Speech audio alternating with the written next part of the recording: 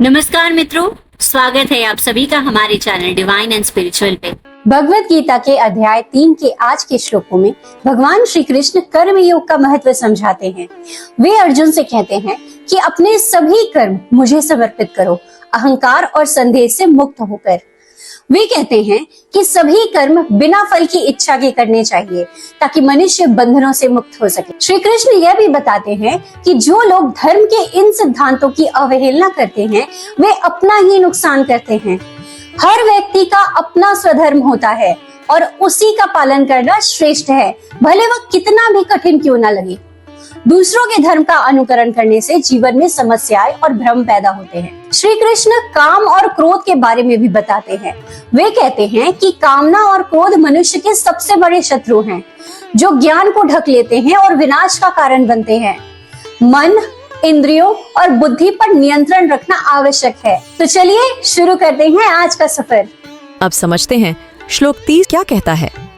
मयि सर्वाणि कर्माणि सन्न्यस्याध्यात्म चेतसा निराशीर्निर्ममो भूत्वा युध्यस्व विगतज्वर।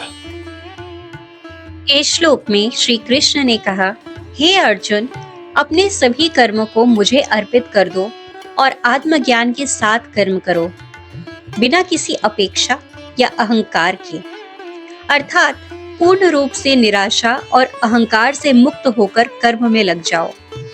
इस प्रकार कर्म करते हुए तुम मानसिक शांति प्राप्त करोगे और व्यर्थ की चिंता से मुक्त हो जाओगे।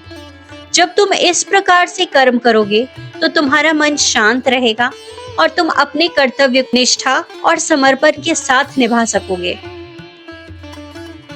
तो आइए समझते हैं श्लोक 31 को। ये मे मतमिदं नित्यम अनुतिष्ठन्ति मानवा श्रद्धावंतो सूयन्तो मुच्यन्ते तेपि कर्म भी। श्री कृष्ण कहते हैं कि जो लोग उनके इस उपदेश को हमेशा मानते हैं और निष्ठा पूर्वक इसका पालन करते हैं, वह श्रद्धावान और निंदा से मुक्त होते हैं। ऐसे लोग कर्मों के बंधनों से मुक्त हो जाते हैं। इस श्लोक में भगवान श्री कृष्ण बता रहे हैं कि जो व्यक्ति उनके इच्छाओं को ईमानदारी से अपनाता है और आलोचना या विरोध के बिना उनके अनुसार कर्म करता है, वह कर्मों के परिणाम के बंधन से मुक्त हो जाता है और आत्मिक मुक्ति प्राप्त करता है। चलिए अब समझते हैं कि श्लोक 32 क्या कहता है। ये त्वेतद्भ्यसूयन्तो नानुतिष्ठन्ति मे मतम सर्वज्ञान विमूढ़ांस्तान विद्धि नष्टान चेतस। श्री कृष्ण कहते हैं कि जो लोग इस शिक्षण को नकारते हैं और मेरे उपदेशों का पालन नहीं करते, वे नाशवंत बुद्धि से ग्रस्त होते हैं और अज्ञानता के अंधकार में फंसे रहते हैं। इस श्लोक में भगवान श्री कृष्ण उन लोगों की स्थिति का वर्णन कर रहे हैं जो उनके ज्ञान को स्वीकार नहीं करते। ऐसे लोग ज्ञान और समझ से वंचित होते हैं और उनकी मानसिकता पर कोई प्रभावी दिशा नहीं होती। इस प्रकार वे अपने आत्मिक उन्नति से वंचित रहते हैं और जीवन में सही मार्ग को नहीं पहचान पाते हैं। चलिए अब समझते हैं कि श्लोक 33 क्या कहता है। सदृशं चेष्टते स्वस्य प्रकृतेर्ज्ञानवानपि प्रकृतिं यान्ति भूतानि निग्रह किं करिष्यति। इस श्लोक का अर्थ यह है कि ज्ञानी व्यक्ति भी अपनी स्वाभाविक प्रकृति के अनुसार ही कार्य करता है। प्रकृति को नष्ट करने की कोशिश करने का कोई मतलब नहीं है, क्योंकि सभी प्राणी अपनी स्वाभाविक प्रवृत्तियों के अनुसार ही काम करते हैं। इस श्लोक में भगवान श्री कृष्ण यह कह रहे हैं कि भले ही कोई व्यक्ति कितना भी ज्ञानी हो, उसकी स्वाभाविक प्रवृत्तियां उसके कर्मों को प्रभावित करती हैं। इसलिए किसी को अपने स्वाभाविक प्रवृत्तियों का विरोध करने की कोशिश नहीं करना चाहिए, क्योंकि यह प्राकृतिक प्रक्रिया को नियंत्रित नहीं कर सकता। चलिए अब समझते हैं कि श्लोक 34 क्या कहते हैं। इंद्रियस्येन्द्रियस्यार्थे रागद्वेषो व्यवस्थितो तयोर्न वशमागच्छेत्तो ह्यस्य परिपन्थिनो। श्लोक में कहा गया है कि जब इंद्रियों की इच्छाएं वस्तुओं के प्रति राग और द्वेष प्रकट होते हैं, तो वे एक दूसरे पर नियंत्रण पाने के लिए संघर्ष करते हैं। ये राग और द्वेष व्यक्ति के लिए एक बाधा बन जाते हैं। इस श्लोक में भगवान श्री कृष्ण बता रहे हैं कि इंद्रियों के इच्छाएं और वस्तुओं के प्रति राग और द्वेष व्यक्ति की साधना में अवरोध उत्पन्न करते हैं। इन भावनाओं पर नियंत्रण रखना अत्यंत आवश्यक है ताकि वे व्यक्ति की प्रगति में बाधक ना बन सके। इंद्रियों के आकर्षण और वृत्तृष्णा को पार करके ही आत्मा की शांति प्राप्त की जा सकती है। चलिए अब समझते हैं कि श्लोक 35 क्या कहते हैं। श्रेयान स्वधर्मो विगुण परधर्मात् स्वनुष्ठितात् स्वधर्मे निधनम श्रेय परधर्मो भयावह। इस श्लोक का अर्थ है स्वधर्म भले ही उसमें दोष हो पर परधर्म से बेहतर होता है। अपने धर्म में मरना अर्थात अपने कर्तव्यों को निभाते हुए मृत्यु प्राप्त करना ही श्रेष्ठ है, जबकि दूसरों के धर्म को अपनाना भयावह हो सकता है। इस श्लोक में भगवान श्री कृष्ण यह बताते हैं कि व्यक्ति को अपने स्वयं के धर्म का पालन करना चाहिए, भले ही उसमें कोई कमी ही क्यों ना हो। दूसरों के धर्म को अपनाना असुरक्षित और दुष्कार हो सकता है। चलिए अब समझते हैं कि श्लोक 36 और 37 क्या कहते हैं। अर्जुन उवाच केन प्रयुक्तोऽयं पापं चरति पुरुष अनिच्छन्नपि वार्ष्णेय बलादिव नियोजित। श्री भगवान उवाच काम एष क्रोध एष रजोगुण समुद्भव महाशनो महापापमा विद्येनमिह वैरिणम। इस श्लोक में अर्जुन पूछते हैं, हे कृष्ण, इस व्यक्ति को कौन सी शक्ति प्रेरित करती है कि वह पाप करता है, जबकि वह खुद ऐसा करने की इच्छा नहीं रखता। ऐसा लगता है कि कोई दुष्कर्मी बल द्वारा उसे इस पाप कार्य में प्रवृत्त कर रहा है।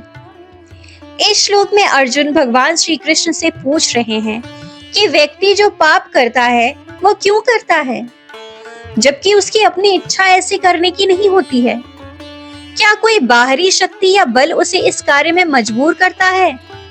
अर्जुन ये जानना चाहते हैं कि इस प्रकार के अधर्म के पीछे कौन सी प्रेरणा है। इस श्लोक में श्री कृष्ण उत्तर देते हुए कहते हैं, यह इच्छा और क्रोध रजोगुण से उत्पन्न होते हैं। ये दोनों अत्यंत पापमय और महापापी हैं। इन्हें समझो कि ये तुम्हारे भीतर के शत्रु हैं। इस श्लोक में भगवान श्री कृष्ण बताते हैं कि इच्छाओं और क्रोध का जन्म रजोगुण से होता है। ये भावनाएं महापापी है और आत्मा की उन्नति में बाधक होती है। इन्हें मनुष्य का सबसे बड़ा शत्रु मानना चाहिए, क्योंकि ये व्यक्ति को पाप की ओर ले जाते हैं और उसकी आत्मिक प्रगति को रोकते हैं। अब समझते हैं कि श्लोक 39 क्या कहता है। आवृतम ज्ञान में तेन ज्ञानिनो नित्य वैरिणा काम रूपेण कौन्तेय दुष्पुरेणान लेंच। श्री कृष्ण आगे कहते हैं कि ज्ञान को इस नित्य शत्रु द्वारा ढक दिया जाता है, जो काम रूपी अग्नि है और कभी संतुष्ट नहीं होता। इस श्लोक में भगवान श्री कृष्ण बताते हैं, काम और क्रोध जैसे विकार ज्ञान को ढक देते हैं और इसे पूर्ण रूप से प्राप्त करने में बाधा डालते हैं।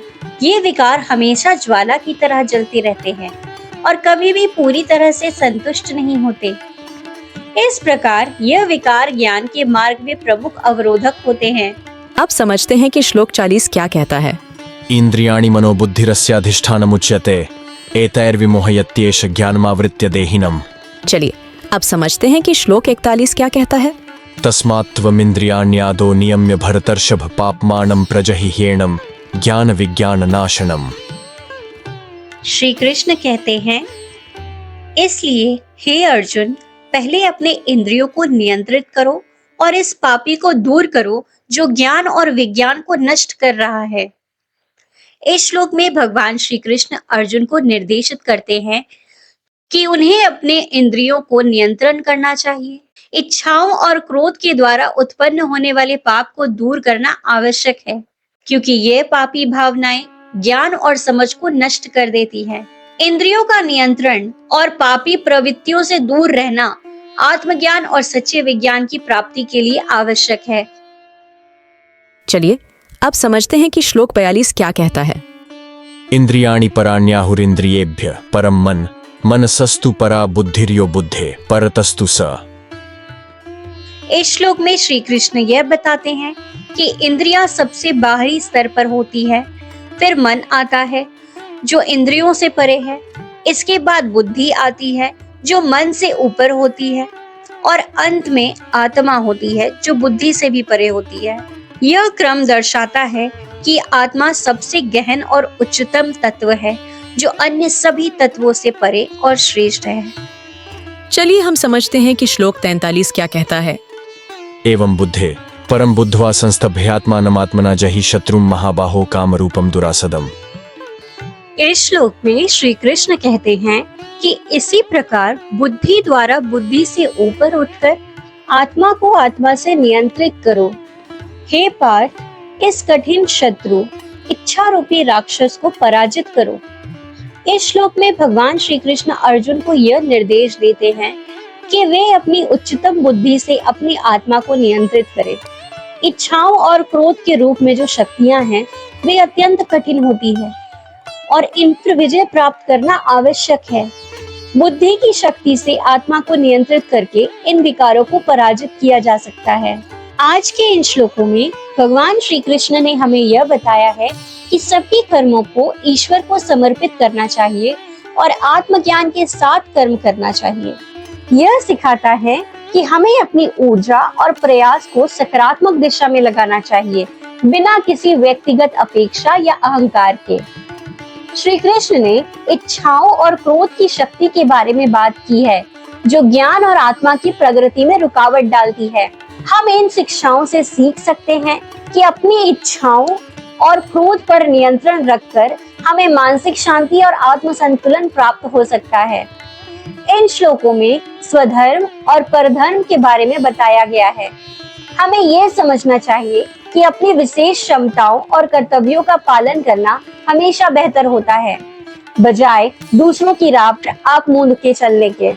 आज के इन श्लोकों से सीखने वाली सबसे महत्वपूर्ण बात है अपने कर्तव्यों को पूरी निष्ठा और समर्पण के साथ निभाना, बिना परिणाम की चिंता किए। भगवान श्री कृष्ण ने हमें सिखाया है कि इच्छाओं और क्रोध पर नियंत्रण रखना, सही मार्ग पर चलना और अहंकार से मुक्त रहना जीवन की सफलता के लिए आवश्यक है। इस आधुनिक युग में जहां सोशल मीडिया और प्रतिस्पर्धा के दबाव के चलते युवा जल्दी निराश हो जाते हैं, हमें यह समझना चाहिए कि अपने प्रयास पर ध्यान केंद्रित करना, अपने कर्म करते रहना और फल की चिंता न करना ही सही रास्ता है। जब हम अपने कर्तव्यों को सही तरीके से निभाते हैं तो सफलता अपने आप मिलती रहती है। तो दोस्तों, इन अद्भुत शिक्षाओं को अपने जीवन में अपनाएं और एक सफल, संतुलित और शांतिपूर्ण जीवन की ओर कदम बढ़ाएं। अगर आपको यह वीडियो पसंद आया हो तो इसे लाइक करें और चैनल को सब्सक्राइब करना ना भूलें, ताकि आप हमसे जुड़े रहें, साथ में और भी गहरे आध्यात्मिक ज्ञान की यात्रा कर सकें।